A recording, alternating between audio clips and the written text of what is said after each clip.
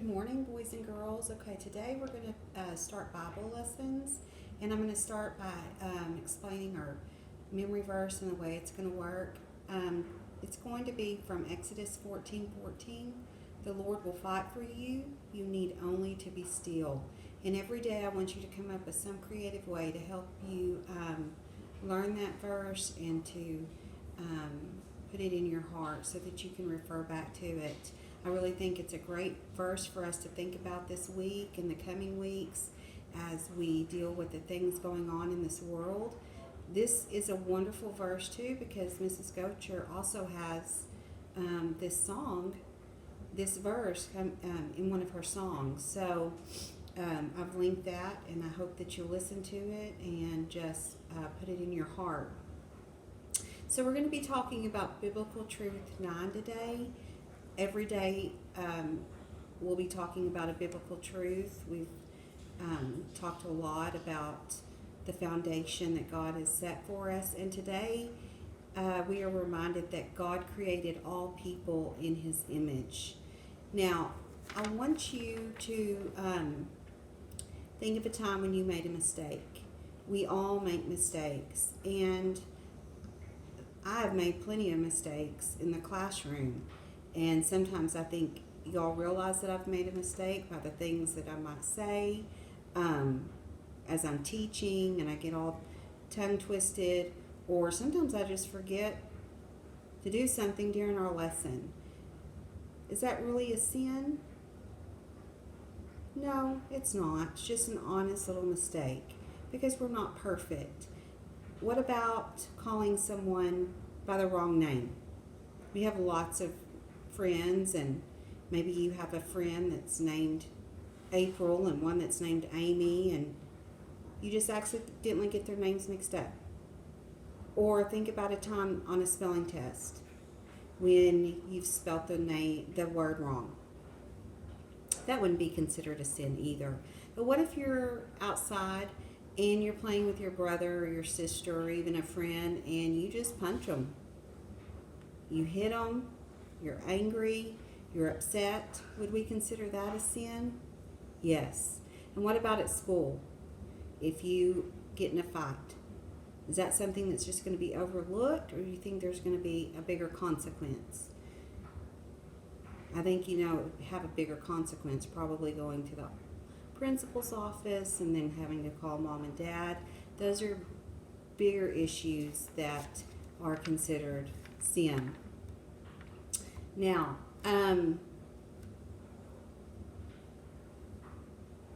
you remember why people sin? We've talked about this quite a bit during our Bible time, and I hope that you remember it's because we all have a sinful nature. But does God sin? I hope you said no. What word did we learn that means without sin? We have sin, but God does not, and so He is without sin. Do you remember what that word is? Holy. And we're reminded in 1 Peter 1:16 to be holy because He is holy. We are to have the character traits of holiness. And remember, holiness is purity in our heart in everything that we think, say, and do. Now, I want you to stop this video, and you're going to go take a look at yourself in the mirror. And I want you to just stop and look at yourself. I hope that you see yourself in that mirror. And then I want you to think about your image. And I want you to decide, do I look like mom? Do I look more like dad?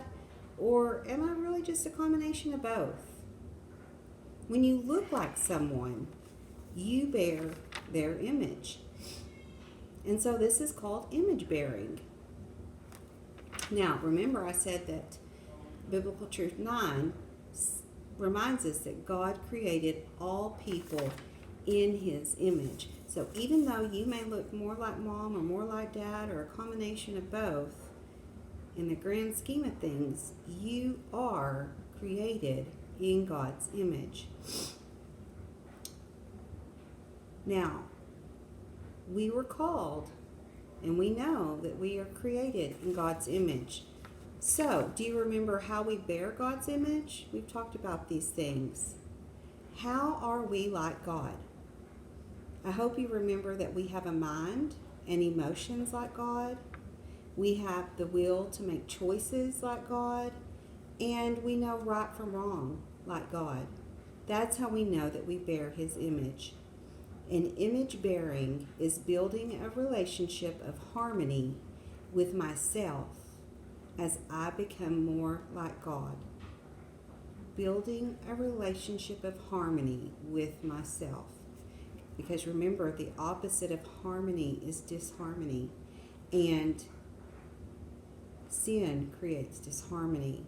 So I want you to think about things that you think, things that you're saying, and the things that you do.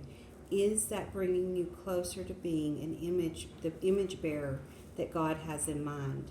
Because when we have harmony with ourselves, we can become more like God. Now, here's a couple of questions. So are all people created in God's image? I hope you said yes. And we know that we are created to bear His image. But does this mean just some of us or all of us? I want you to think about people that you know. Were they created in God's image?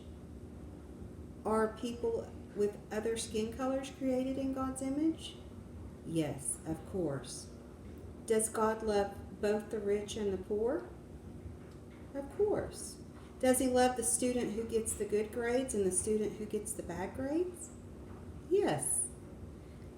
Always remember that each person is special to God and He loves everyone equally.